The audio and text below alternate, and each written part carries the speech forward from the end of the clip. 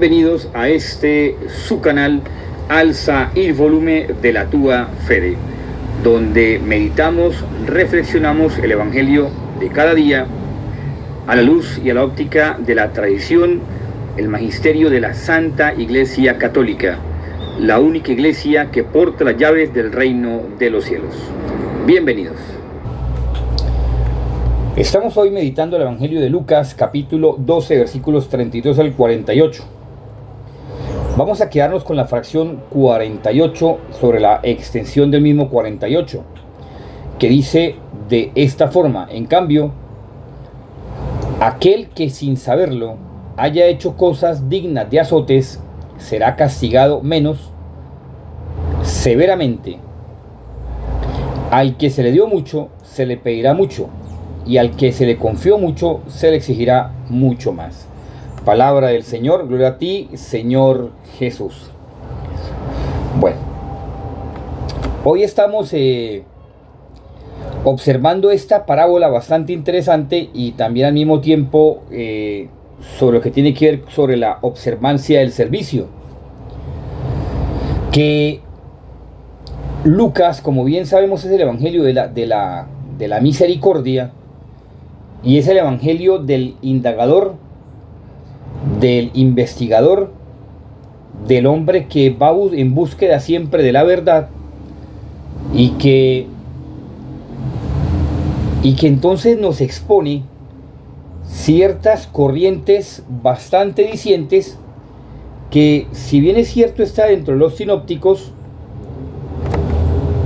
no deja entonces de entretejer historias bastante interesantes, historias que son veraces, y que él, siendo de los primeros testigos de haber averiguado estas situaciones con respecto a nuestro Señor Jesucristo, pues las expone en su Evangelio, y que las expone en hebreo, y pues seguidamente los copistas las pasan al griego.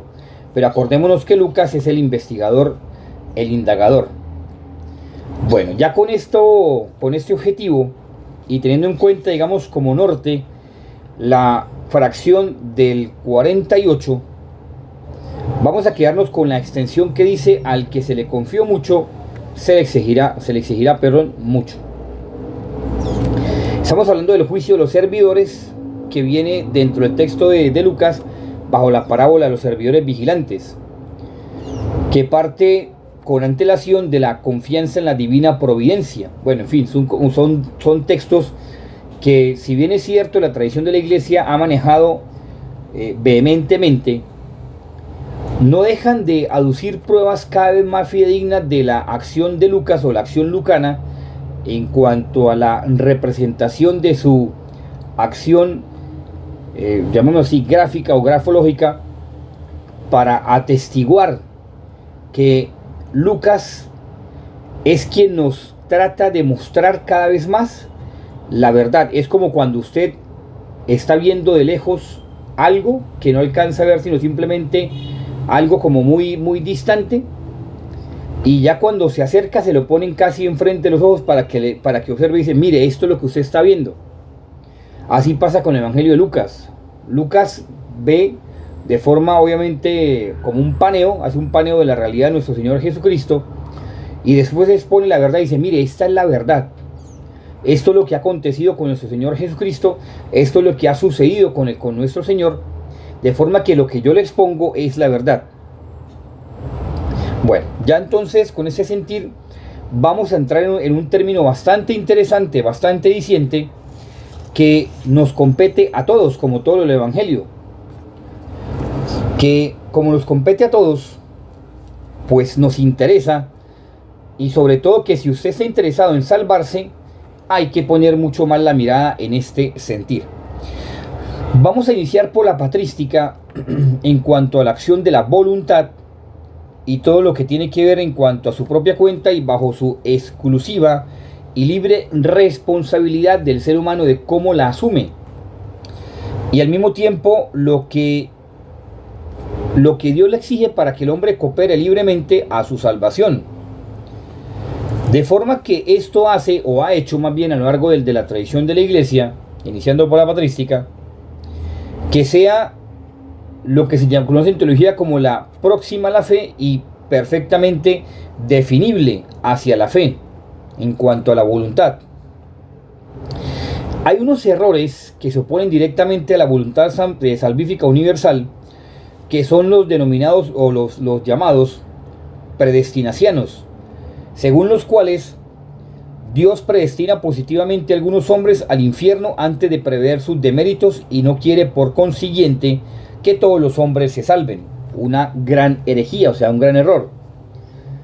Es decir, hay movimientos que aún hoy en día se ven dentro de la iglesia y aún fuera de la iglesia, y sobre todo algunos protestantes son los que se enfocan más en eso, y también algunos católicos, lastimosamente, que dicen, vea, Dios ha creado a todos, pero entonces usted haga lo que haga, se va para el infierno. Gran mentira, una gran falacia, porque eso es un dogma definido por la iglesia, que Dios quiere que todo el mundo se salve.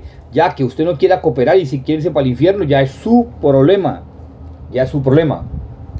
de forma que estos matices y estos variantes fue enseñada primeramente por el presbítero Lúcido, estamos hablando de la época de la patrística, después por el famoso Gotescalco, Wycliffe y Hus, que seguidamente pues se abre en Calvino y en Jansenio, que dentro de esta misma acción de la patrística y del magisterio, los santos padres han corregido este magisterio de estas falsas doctrinas bajo una razón teológica. Los santos padres enseñan claramente lo que llama la doctrina en cuanto a lo que se enumera como la Passaglia, que son más de 200 testimonios, en lo que los santos padres, testigos de la tradición cristiana primitiva, enseñan abiertamente esta doctrina. Es decir, que Dios quiere que todo el mundo se salve y que Dios no ha presupuestado a nadie para el infierno, que usted por su libre voluntad va para el infierno, como dice también el concilio arelatense, o como tal ese concilio, el concilio arelatense, precisamente parte de diferentes decretos en cuanto a que condena juntamente la sentencia que dice: Cristo, Señor y Salvador nuestro, no sufrió la muerte por la salvación de todos, que dice que la presencia de Dios empuja violentamente al hombre a la muerte, o que por voluntad de Dios perecen los que perecen. Es decir, es una herejía total, ya está condenada bajo sentencia dogmática, sentencia apostólica, sentencia conciliar, de forma que esta fórmula, bajo el sometimiento del presbítero Lúcido, en cuanto a que se abre precisamente la posibilidad a que todo el mundo entienda o que todo el mundo comprenda que Dios ha creado a la gente para que salve, no para que se condene. Eso es una gran mentira. Igual también el concilio araucano contra los semipelagianos, también el concilio cariciaco. En fin, un cúmulo de concilios que dentro de la patrística, el magisterio y la dogmática, pues se van hablando de ciertas cosas que no traen ni siquiera traen por lo menos la acción de la justicia divina, en cuanto a justicia, que Dios ha creado a todos por amor y que quiere por amor que todos estén junto con él. Ya que el hombre y la mujer no quiera, pues ya es su problema, como también lo afirma el concilio tercero de Valencia, que habla precisamente que Dios sabe de antemano y eternamente que supo tanto los bienes que los buenos habían de hacer como los males que los males habían de cometer, que lo sabe. Dios lo sabe todo, porque a Dios no se le esconde nada, pero Dios insiste en que usted no se condene. O sea, Dios pone los medios, a pesar de sus circunstancias, de sus situaciones, para que usted no se condene.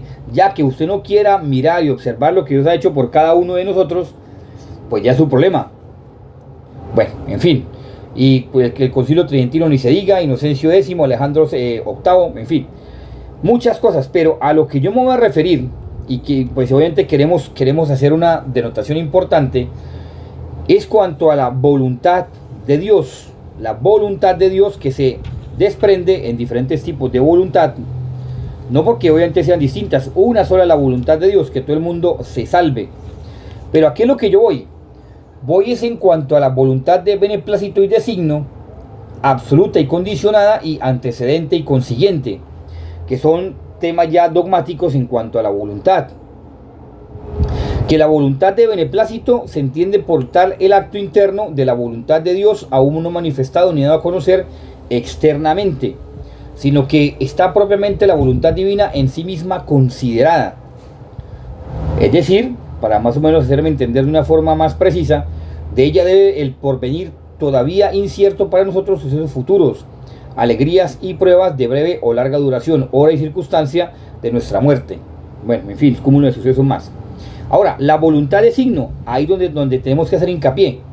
La voluntad de Dios ya manifestada externamente de algún modo a través de sus operaciones, permisiones, preceptos, provisiones o consejos, que son, como lo afirma el magisterio de la Iglesia, también encabeza obviamente diferentes padres de la Iglesia, y el gran eximio doctor Santo Tomás de Aquino, que habla precisamente de los 5 signos de la voluntad divina, que se llama también voluntad significada, que parte junto con diferentes procesos en cuanto a la acción de la voluntad antecedente, consiguiente, y que a su vez se abre en cuanto a voluntad absoluta, que es aquella con la cual Dios quiere alguna cosa sin ninguna condición, como la creación del mundo. Se puede dar como ejemplo la voluntad condicionada en cuanto a aquella a la cual Dios quiere alguna cosa si se cumple una determinada condición, como la salvación de un pecador si se arrepiente de su pecado.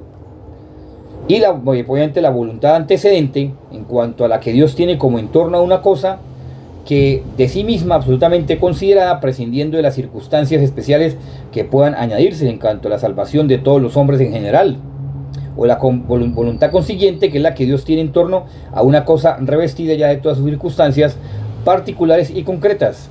Es decir, obviamente como se habla precisamente de la condenación de un pecador que muere obstinado en su pecado.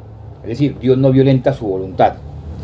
Ahora, la voluntad antecedente, como precisamente habla la acción dogmática, en cuanto a ese sujeto y objeto consecuente, dice pues precisamente es aquello que parte de lo que es la acción mismo del pecador, que no quiso hacer caso o no quiso omitir lo que le perjudicaba a su ser mismo.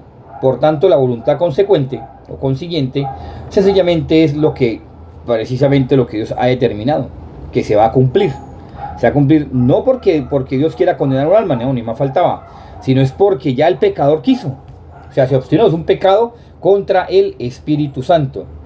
De forma que el verdadero alcance de la voluntad es que nuestra voluntad coopere con la voluntad de Dios.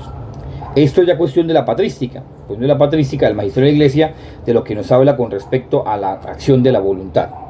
Solamente quedémonos con que lo que en verdad nos interesa, la voluntad de signo o significada, en cuanto a que Dios nos ha expuesto los mandamientos. Ahora, ¿qué tenemos que hacer usted y yo? Confrontarnos con los mandamientos. ¿Estamos cumpliendo los mandamientos como Dios exige? ¿Estamos viviendo a cabalidad como Dios quiere? ¿Estamos siendo obedientes a la Santa Iglesia Católica en cuanto a su doctrina de la tradición, desde la patrística, de la primitiva comunidad cristiana? No doctrina de ahora, ojo, no doctrina de ahora, y no es porque yo esté en contra de algunos teólogos, no, yo estoy en contra, y como es el sentir de muchos también otros teólogos, y también mariólogos, en fin, y de canonistas y todo, y bueno, en fin, todas esas cosas, que se está enseñando cosas que no son ciertas a la luz de la sana doctrina, y lo que se está es posibilitando a que el alma se condene por ignorancia, porque como dice San Agustín, el que ignorantemente peca, ignorantemente se condena. De forma que si uno tiene en cuenta que, como dice este fragmento, en cuanto a los padres han visto en ese fragmento la voluntad de Dios, que dice, al que mucho se le confió, mucho se le exigirá, la parte que vamos a ver, en cuanto a que, pues bueno, si usted no conocía lo que Dios quería, y sin embargo hizo cosas incongruentes, pues recibirá azotes. Pero pobre de aquella persona que, sabiendo lo que Dios quiere, no lo hizo. Y cuando habla Lucas, porque Lucas, vuelvo y digo, lo habla en hebreo, pues lo que está hablando Lucas no es sencillamente sino una razón de ser o la existencia primaria de la misma voluntad de Dios en cuanto a agradarle a Dios, porque ya vamos a entrar en el texto del Evangelio, que eso sí es bien complejo, porque si le pareció complejo lo que es la voluntad de Dios, explicando todo lo que es la acción de la voluntad, antecedente, consecuente, pues de beneplácito, de signo y todas las demás voluntades, como habla Santo Tomás de Aquino y otros doctores de la Iglesia, pues este texto ellos lo han visto, y lo complicado es traducir o dar a entender el mensaje de forma diáfana de lo que habla Lucas. Que Lucas habla del famoso Tafraf, así como usted lo escucha, Tafraf. Dice, al que mucho se le exige, se le exigirá mucho más. Se le exigirá esa palabrita, se le exigirá esas palabras, pero se le exigirá mucho más. Es Tafraf. Vea, es complejo traducirlo desde el hebreo, porque es que es muy difícil. ¿Por qué? Porque es que Tafraf está haciendo una expresión tanto positiva como negativa. Que la positiva está como quien dice diciendo, hay que tirar hacia el bien, como explicándome mejor, como diría San Pablo, hago el mal que no quiero, pero el bien que quiero no lo hago. Tafra es como ese mismo sentido, acción positiva y negativa. Porque Tafa está hablando de una acción de lo cual el hombre anhela hacer lo que a Dios le agrada. O sea, anhela hacer lo que a Dios le agrada, quisiera hasta, porque Tafa quiere decir hasta el martirio. Tafa en su acción más no tan profunda, pero más literal posible, quiere decir como, o sea, hacer tanto bien, que quiero llegar hasta morir, hasta el martirio. Quiero llegar hasta morir. Hasta morir, hasta dar mi vida.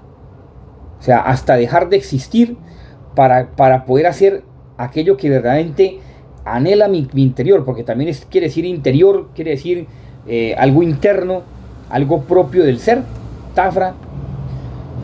Pero viene después la acción negativa, Araf, que entonces quiere decir lo opuesto a entregarse. Entonces quiere decir como buscar aquello que, como vivir un pesimista o un pesimismo. Araf quiere decir como quien dice, no ser capaz de darlo, no ser capaz de entender la dinámica y entonces quedarme simplemente como en aquellos miedos, en aquellos temores, en aquellas circunstancias que me producen angustia, porque Raf es la parte negativa. O sea, me produce angustia el saber de que tengo que dar todo, y por tanto entonces como me da angustia, entonces no lo doy, no lo hago, me quedo simplemente en la oscuridad. Tafa quiere decir también la acción que parte la luz, Raf quiere decir la acción que se queda en la oscuridad. Es que ni siquiera es parte de la oscuridad, no, es que se queda en la oscuridad. Se queda en la oscuridad.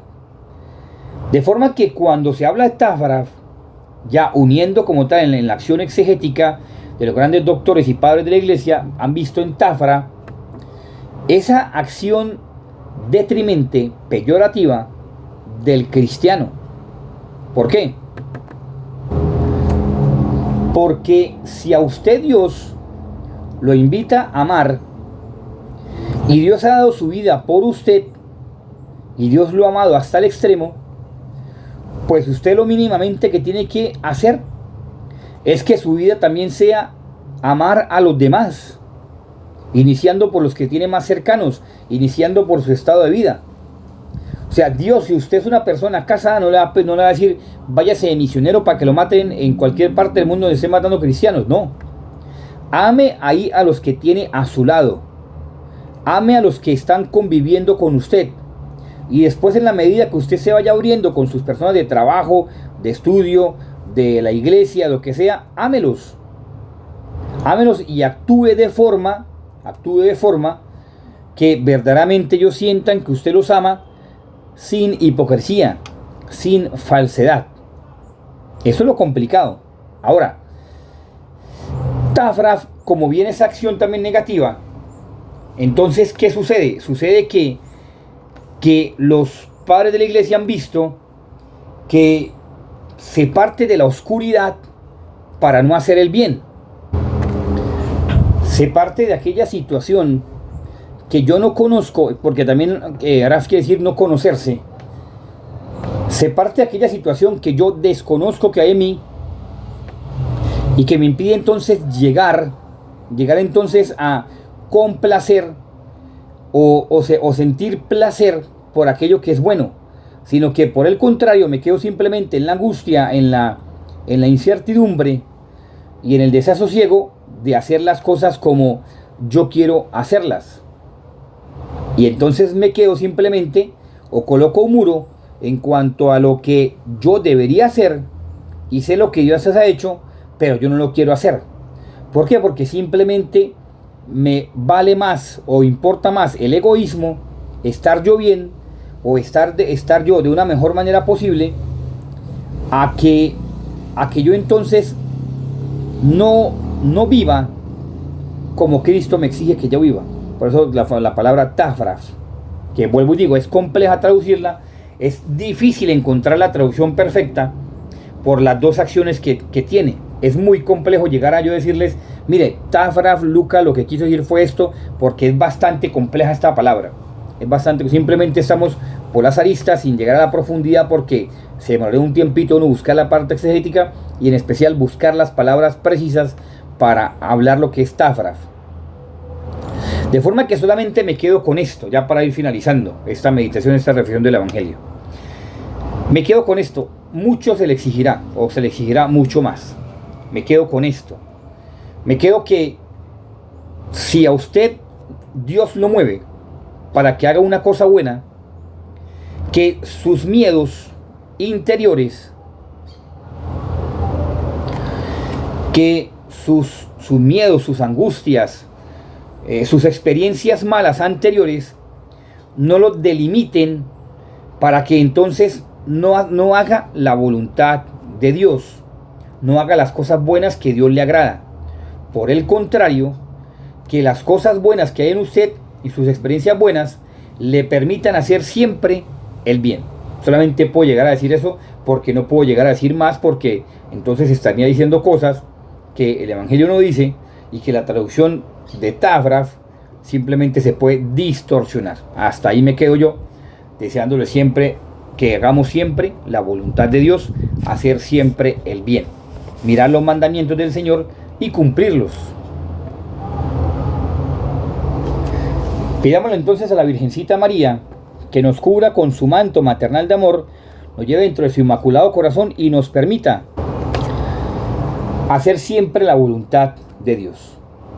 Que nos libre la acción del maligno, de Satanás, de todo aquello que nos quiera o nos quiera impedir hacer la voluntad de Dios, y sobre todo aquello que nos quiera impedir hacer siempre el bien. Hacer siempre el bien. Que San José, el terror de los demonios, nos ayude en este caminar, para que entonces nos ayude a que siempre le demos el primer lugar a Dios, y todo lo que Dios nos inspire lo hagamos prontamente, porque el problema es empezar a dudar que Dios nos habló, que Dios no nos habló, que una cosa, que otra, y no hacerlo. San José nos ayuda a actuar siempre, a ser diligentes en la voluntad de Dios. Si nuestro ángel de la guarda nos inspire, nosotros le permitamos que nos inspire para hacer siempre la voluntad de Dios.